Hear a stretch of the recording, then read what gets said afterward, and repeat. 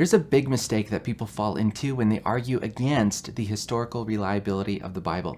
It's not their only argument, but it's a common one, and I want to invite all of you to think a little deeper about this. Arguments against the historical reliability of the Bible often include something like this. We don't have any other ancient document reporting this or that event that the Bible claims to have happened. There's nothing outside the Bible about Herod's massacre of children in Matthew 2, so that can't be trusted.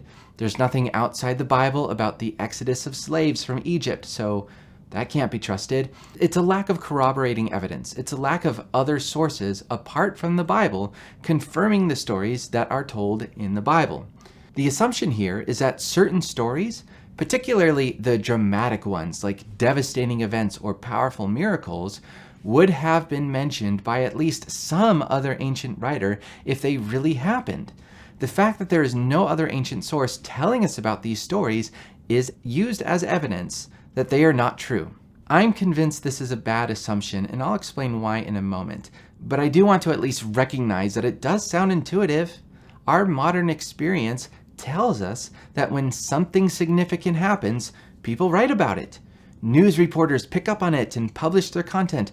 People comment on these writings, often as a way to express themselves. It might even blow up on social media. A lot of Christians will object to this objection and say, look, our mode of communication is written content. Their mode was spoken content. Many people in biblical times could not read or write, but they could talk, and they could share ideas in the public square. They could also memorize, and that was considered superior because you don't really know something until you know it up here. And in any case, writing material was less common and more expensive. That response by the Christian is only part of it, because even in an oral culture with illiteracy and fewer writing materials, plenty of people still wrote stuff down. I mean, it wasn't as much as today, but it still happened. You take the story of Herod, for instance. Matthew 2:16 says that the Roman ruler Herod had all the male children 2 years and younger killed in the region of Bethlehem. This would have been horrific for the entire town, and yet there's no record of this event outside of the New Testament.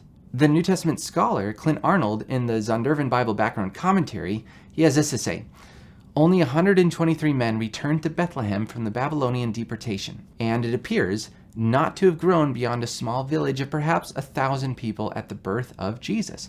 Herod's forces kill all the infant boys under the age of 2 years, which would calculate to between 10 to 30 boys. Although this number of infant boys massacred would be a huge loss for the village of Bethlehem, it's not an incident that stands out significantly when seen in light of other horrific events in Herod's infamous career, and historians would have easily bypassed it. Now, even if a historian did record this massacre, or just anyone really, the chance of us having that record today is still remarkably small. After all, the kind of writing material they used was organic material like animal skin or papyrus paper made from the reeds grown in the Nile River.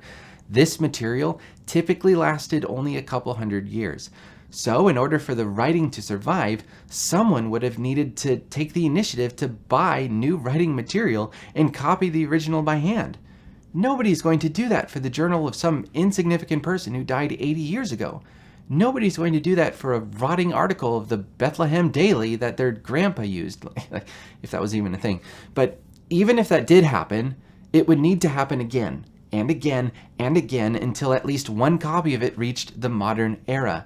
And then it would have to get discovered by an archaeologist in a cave somewhere, and then it would have to get published. And so, of the millions of people who existed in the Roman Empire, we have the writings of only a small handful of them, presumably the ones who were most significant in their time. We have about 100 copies of the history by Herodotus, Livy's History of Rome about 150, Tacitus like 36, but if those manuscripts were lost, never discovered, burned in a fire, water damage, decay, whatever, we wouldn't know anything that they said.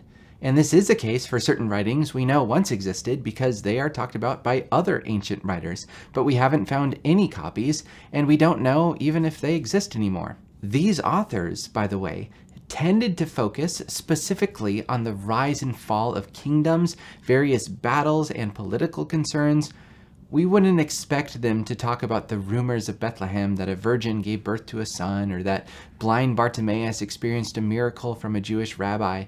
In fact, I find it remarkable that Tacitus even devoted a couple of sentences to the person of Jesus. All this goes to show that an argument from silence is notoriously difficult to hold water when we are talking about ancient writings.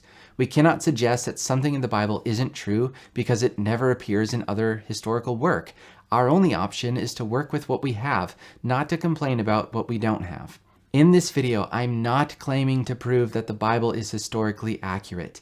I have a video series on the historical reliability of the Gospels, so you can look that up if you want, but I'm simply saying that this one common argument against the Bible's history, that such and such story was never written about elsewhere, is not a good one. Next week, I want to talk about my reaction to a recent shift in today's thinking habits toward higher order evidence. If you haven't heard of higher order evidence, you'll want to know about it because it explains a lot. So, I hope that was helpful. Thanks for watching, and I'll see you in the next video.